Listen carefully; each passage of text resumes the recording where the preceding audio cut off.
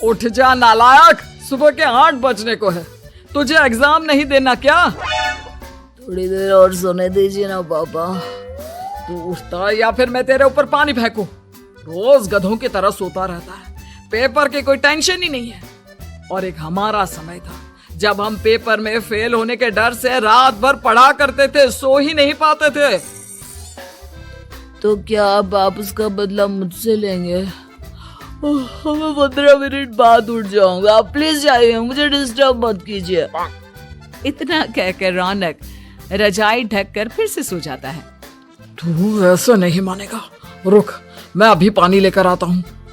बस फिर क्या था, इतना कहकर वो भागते हुए बाथरूम में जाते हैं और पानी की एक बड़ी सी बाल्टी लाकर रौनक के ऊपर फेंक देते हैं। पानी पड़ते ही रौनक झट से उठ जाता है। ये आपने क्या किया पापा? अब तो उठेगा नहीं तो यही करना पड़ेगा ना। वैसे थैंक्स डैड, आपके कारण ना अब मुझे नहाने की भी जरूरत नहीं पड़ेगी। चलिए अब आप माँ से बोलकर मेरे कपड़े निकलवा दीजिए, तब तक मैं ब्रश कर लेता हूँ। वैसे कल ना आप एक काम और करना, नहलाने के साथ साथ मुझे ब्रश भी करवा देना। ये ब्रश करने में ना मुझे बहुत आलस आता है। रौनक की बातों से अरविंद का मुंह खुला कर वो अपनी पत्नी कमला के पास जाता है और रौनक की हरकतों के बारे में बताता है, जिसे सुन उसकी पत्नी हंसने लगती है। तुम अपने बेटे को समझाने के बजाय हंस रही हो। रौनक बच्चा है, धीरे धीरे सुधर जाएगा, आप क्यों उसके पीछे पड़े रहते हो? अभी नहीं सुधरेगा तो कब सुधरेगा? 10वीं क्लास में है रौनक, वो अब कोई बच्चा नहीं रहा। अरविंद की इतना बोलते ही वहाँ रौनक भी आ जाता है। क्या डैड, मैंने आपको एक काम दिया था, वो भी नहीं हुआ आपसे। अरे क्या हुआ बेटा? माँ मैंने डैड से बोला था कि वो आपको बोलकर मेरे स्कूल की यूनिफॉर्म निकाल दे, लेकिन मेरे पीछे पड़ने के अलावा इनसे एक काम ढंग से नहीं होता। देख रही हो कमला, देख रही हो अपने लाडले को? अरे आप चुप रहिए जी। चलो बेटा, मैं तुम्हें कपड़े निकाल कर दे देती हूँ बस।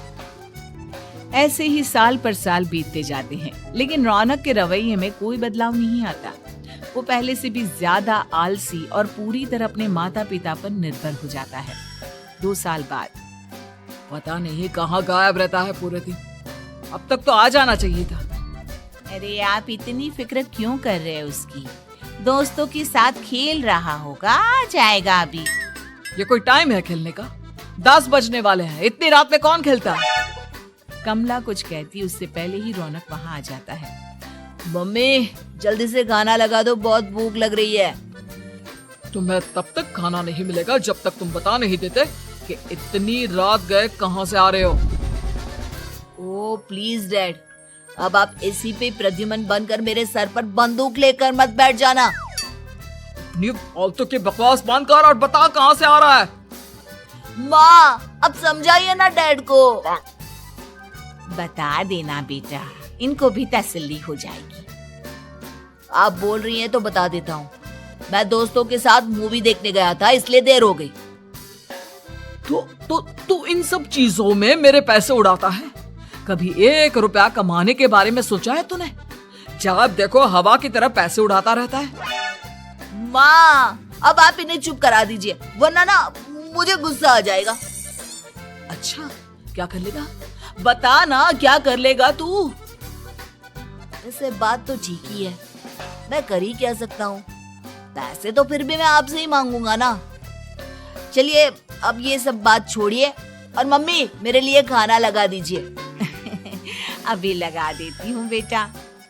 मैं बता रहा हूँ कमला, एक दिन ये ऐसे ही बिगड़ जाएगा।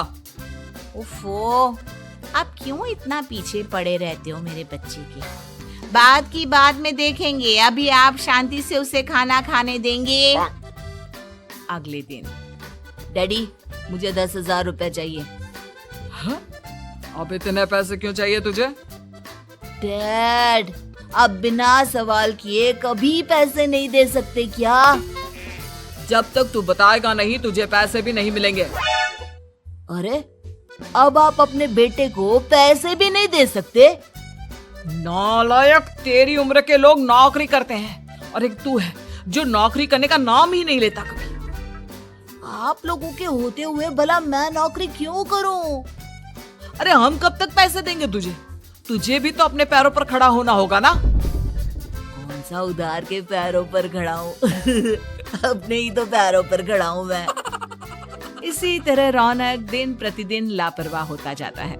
उसकी लापरवाही को देखते हुए अरविंद और कमला अपने बेटे की शादी कराने का फैसला लेते हैं और 1 महीने के अंदर अंदर ही रौनक की शादी मेघा नाम की लड़की से करा देते हैं। शादी के कुछ दिन बाद रौनक, मुझे एक अच्छी सी साड़ी चाहिए, आप ला दोगे ना?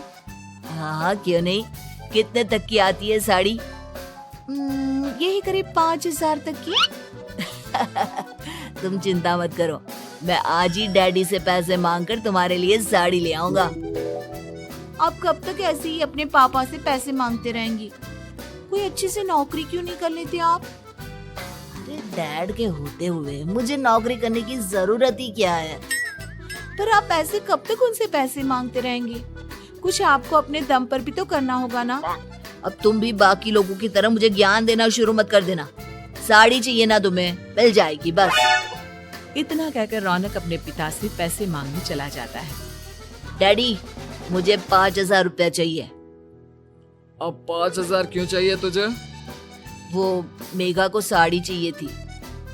अरविंद आगे बिना कुछ कहे चुपचाप उसे पैसे निकाल कर दे देता है। कुछ दिन बाद तुम्हें नहीं लगता कमला, रौनक हम पर पहले से भी ज्यादा डिपेंड हो गया है? मुझे तो अब उसके भविष्य की चिंता होने लगी है।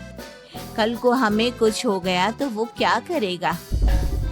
काश तुमने पहले ये सोच लिया होता तो आज हमारा बेटा इतना लापरवाह नहीं होता। तब मुझे कहाँ पता था कि मेरा लाड़ प्यार उसे इतना बिगाड़ देगा कि वो इस हद तक लापरवाह बन जाएगा। कोई बात नहीं, अभी भी देर नहीं हुई। मुझे पता है उसे कैसे सुधारा जा सकता है। कैसे? अरविंद कुछ कहता उससे पहले रौनक वहां आ जाता है और पैसों के लिए हाथ फैलाने लगता है। डैड, मैं और मेघा बाहर घूमने जाना चाहते हैं। अरे वाह, ये आज सूरज कहाँ से निकला है? Dad please. अच्छा चलो अब मुद्दे की बात करो। मुझे अब 25,000 चाहिए। अब तुम्हें 1 रुपया भी नहीं मिलने वाला। अगर तुम्हें पैसों की इतनी ही जरूरत है तो कोई ढंग की नौकरी कर लो। मम्मी, आप कुछ कहिए ना डैड को। बेटा, वो गलत क्या बोल रहे हैं? ये सब हम तेरे भले के लिए ही तो कर रहे हैं। मम्मा, मैंने बताया ना आपको, मुझे नहीं करनी कोई जॉब वॉब। तो ठीक है, निकल जाओ हमारे घर से। तुम्हारे जैसे लोगों के लिए मैंने ये घर खड़ा नहीं किया है। जितना ये घर आपका है ना, उतना ही मेरा भी है। मैं कहीं नहीं जाने वाला। जाना तो पड़ेगा ही तुझे, क्योंकि अब मैं तेरा कोई भी खर्चा नहीं उठाने वाला। ठीक है, मत उठाइए मेरा खर्चा, मैं अपने दम पर भी जी सकता हूँ। तो बेशर्मों की तरह अब तक यहाँ क्यों खड़ा है? अपना सामान ले और निकल जाए यहाँ से। रौनक पैर पटकते हुए वहां से चला जाता है। घर से निकालना जरूरी है क्या उसे? बिना पैसों के कौन रखेगा उसे किराए पर? अगर उसका भविष्य सुधारना है तो हमें अपने दिल पर पत्थर रखकर ये कदम उठाना ही होगा। दोनों बात कर रहे होते हैं कि रौनक अपनी पत्नी के साथ एक बड़ा सा बैग लेकर घर से निकल जाता है, लेकिन घर से बाहर उसे कोई भी मुफ्त में अपने घर किराए पर नहीं रखता। अंत में थक हार कर वो फिर से अपने घर चला जाता है। क्या हुआ? थोड़ी देर पहले तो दहाड़ते हुए घर से निकला था, अब क्या हुआ? मैं ही रखा ना किसी ने तुझे किराए पर। डैड प्लीज, मैं कुछ दिनों में कोई अच्छी सी नौकरी शुरू कर दूंगा। आप तब तक तो हमें रख लीजिए प्लीज। सुबह से रात हो चुकी है लेकिन कोई हमें रखने को राजी नहीं है। अब आप ही बताइए, इतनी रात को मैं मेघा को लेकर कहाँ जाऊंगा? ठीक है, बहू की वजह से मैं तुझे घर पर रख रहा हूँ, लेकिन तू इस घर में एक बेटे की नहीं बल्कि एक किराएदार की हैसियत से रहेगा। 3 महीने है तेरे पास। इन 3 महीनों के अंदर अंदर मुझे तेरी पहली तनख्वाह हाथ में चाहिए, समझ गया? पक्का डैड, इन 3 महीनों के अंदर अंदर तो कोई बढ़िया सी नौकरी ढूंढ ही लूंगा मैं। ऐसे ही धीरे धीरे समय बीतने लगता है और अरविंद के दिए 3 महीनों में से 2 महीने बीत चुके होते हैं। पापा जी ने हमें 3 महीने दिए थे, जिसमें से 2 महीने तो बीत चुके हैं। अब ये आखिरी महीना बचा है। अरे तुम चिंता मत करो, आज मेरा ना 2 जगह इंटरव्यू है, दोनों में से कहीं ना कहीं तो जॉब लग ही जाएगी। अच्छा, all the best. Raunak interview के लिए निकल जाता है, जिसके बाद शाम में रौनक घर आता है। कैसा गया इंटरव्यू? आपकी नौकरी लगी या नहीं? अरे पहले सांस तो ले लेने दो अच्छे से। बताइए ना, मुझसे तो जरा भी इंतजार नहीं हो रहा है। वो दरअसल बात यह है कि मेरी नौकरी तो लग चुकी है, लेकिन पैसे बहुत कम है। कितने पैसे हैं? 15,000। इतने में अरविंद और कमला मिठाई का डिब्बा लेकर आ जाते हैं। बधाई हो बेटा। हम जानते थे तेरी जॉब जरूर लगेगी। लेकिन मेरी सैलरी बहुत कम है मम्मा। कम है तो क्या हुआ, धीरे धीरे बढ़ जाएगी। हाँ बेटा, हम तो बस चाहते थे कि तू अपने पैरों पर खड़ा हो जाए। मतलब अब आप मुझे घर से नहीं निकालेंगे? नहीं, ये सब हमने तुझे जिम्मेदार इंसान बनाने के लिए किया था। Thank you mummy papa. अगर आप दोनों ऐसा नहीं करते तो मुझे कभी अपनी जिम्मेदारियों का एहसास तक नहीं होता। आज आपने मुझे सिखा दिया कि इंसान का अपने पैरों पर खड़ा होना भी जरूरी होता है। इतना कहकर रौनक झट से अपने माता पिता के गले लग जाता है और अपनी कमाई की पहली तनख्वाह वो अपने माता पिता के हाथ में सौंपता है। इस तरह रौनक एक गैर जिम्मेदार व्यक्ति से एक जिम्मेदार व्यक्ति बन जाता है।